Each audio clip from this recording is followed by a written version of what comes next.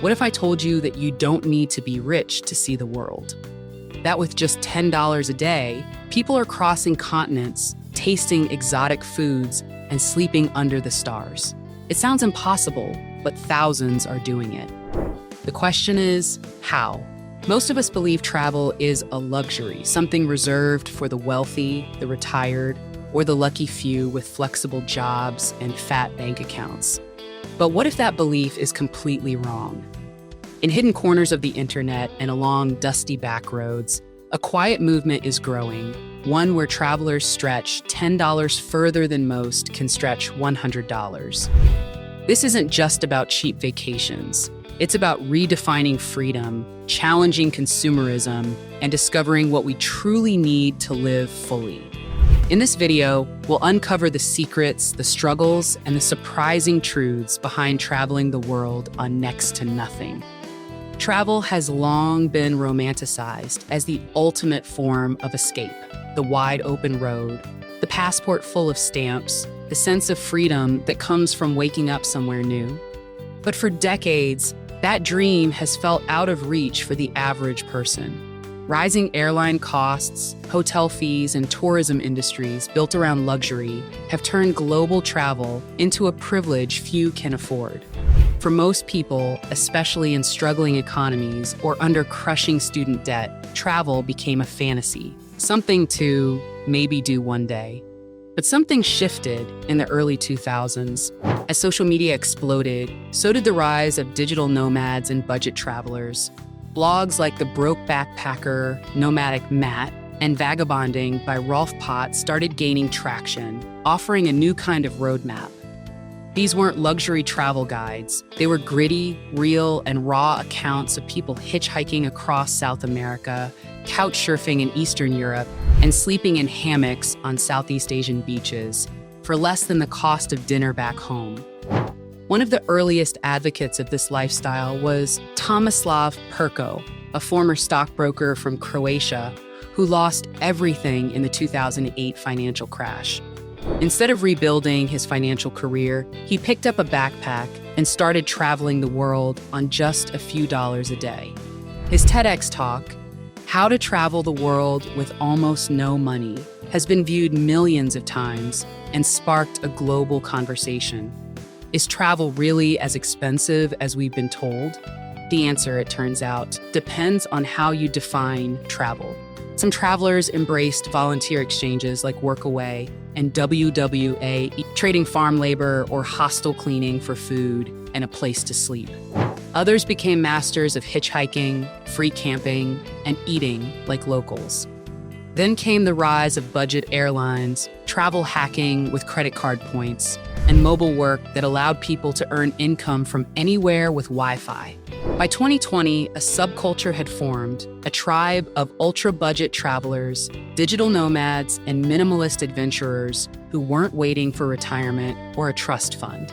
They were seeing the world now on shoestring budgets with secondhand backpacks and smartphones full of Google Maps pins and couch surfing hosts. It wasn't always glamorous. It often meant risk, discomfort, and saying goodbye to stability. But for many, the trade-off was worth it. They weren't just saving money, they were learning how little it really takes to feel free. But for all its promise, traveling the world on $10 a day isn't just a life hack, it's a radical act. It challenges everything we've been told about money, security, and success. And not everyone agrees with it. Critics call it irresponsible, even dangerous. They argue that budget travelers take advantage of local hospitality without giving back, or romanticize poverty by glorifying minimalism in regions where people have no choice. Others point out the privilege embedded in the passport you carry. While a European or American might hitchhike freely across borders, a traveler from the global south faces visa restrictions, discrimination, and bureaucracy that no amount of frugality can bypass. And then there's the safety issue. Traveling with so little money means relying on strangers, accepting rides from unknown drivers, sleeping in public parks, or navigating unfamiliar neighborhoods at night.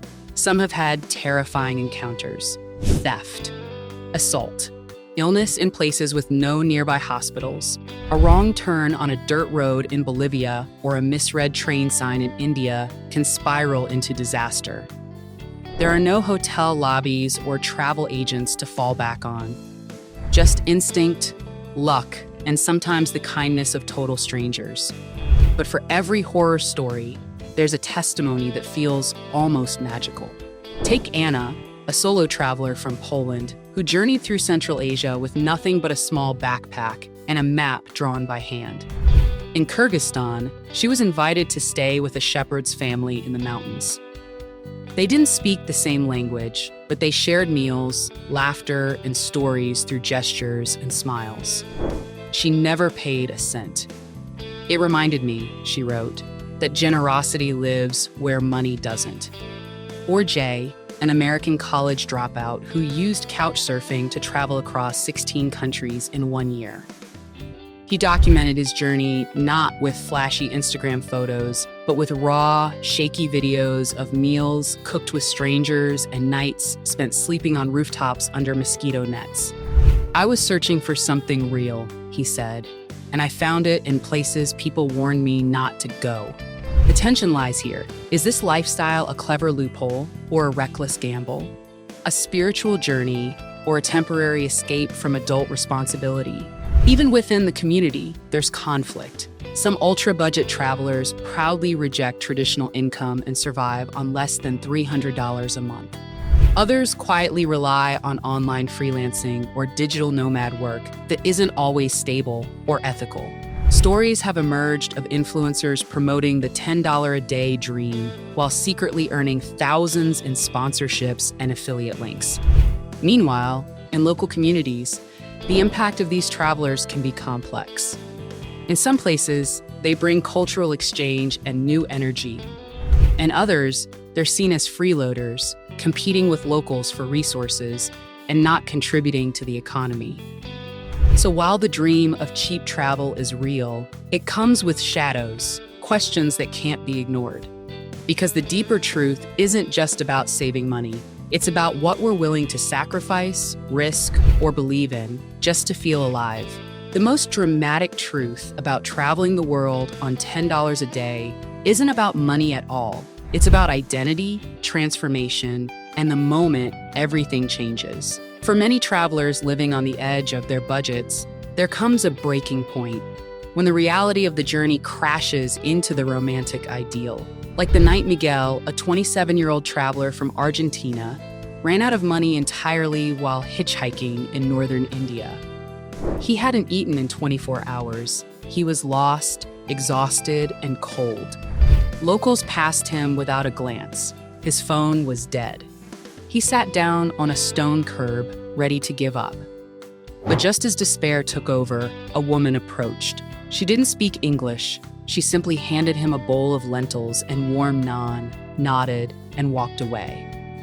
Miguel cried as he ate, not because he was saved, but because it was the first time in his life he had felt truly vulnerable at the mercy of the world. And the world had answered with kindness.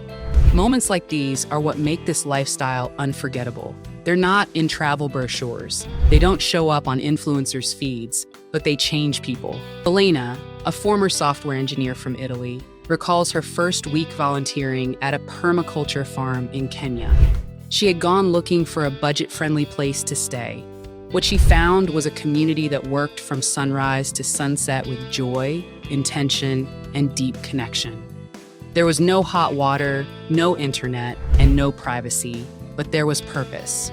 By the end of her stay, she gave up her career back home and began working full-time with environmental NGOs. She told a journalist later, "I thought I was traveling to escape my life, but I ended up finding it."